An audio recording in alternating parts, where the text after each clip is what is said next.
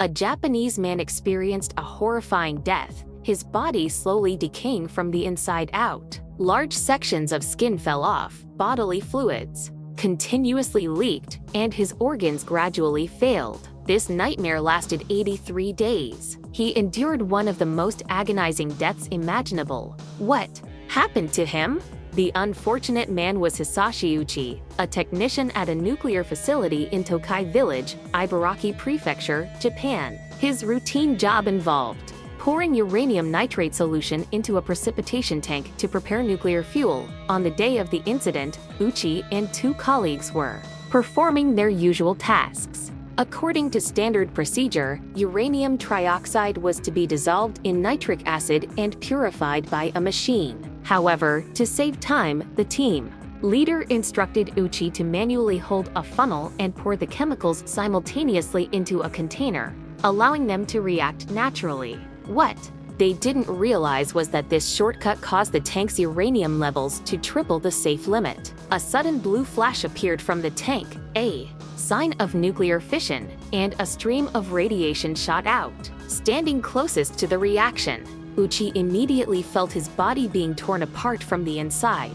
All three workers collapsed, unable to move for nearly an hour until alarms triggered emergency response. Rescuers arrived and evacuated residents within 400 meters. Tens of thousands living within a 10-kilometer radius were ordered to stay indoors. Schools and hospitals closed. Crops and vegetables were banned from harvesting. Uchi received a radiation dose 20,000 times the safe limit. Miraculously, when first brought to the hospital, he only showed darkened skin and mild swelling on his right hand. But this was merely the calm before the storm. Doctors later discovered that the radiation had destroyed all the chromosomes in his cells. His DNA was shattered beyond repair, halting cell division and stopping metabolic activity. No new cells could replace the dying tissue. His body had essentially lost the ability to heal.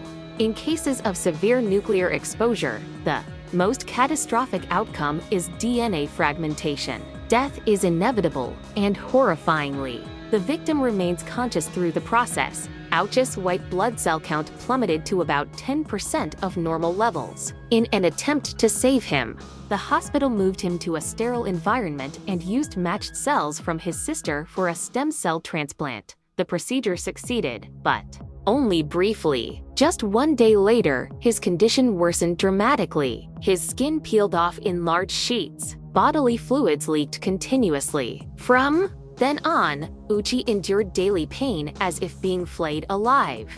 The nuclear reaction within him continued. His body became a melting form of organic matter, and he described the sensation of being set on fire. On the 59th day, his heart stopped, but doctors revived him after over an hour of CPR, only to prolong his suffering. Unbeknownst to most, the Japanese government and medical officials had decided to keep Uchi alive against his will, hoping to study the effects of complete DNA destruction on the human body. Uchi begged to die. He cried out that he no longer wanted to suffer, but his pleas were ignored. Throughout this ordeal, Uchi remained conscious. He couldn't move, breathe on his own, or escape the nightmare. His body bled profusely, his muscles liquefied, and his flesh rotted while he watched helplessly. Daily blood transfusions kept him alive, but overworked his heart, causing unimaginable agony.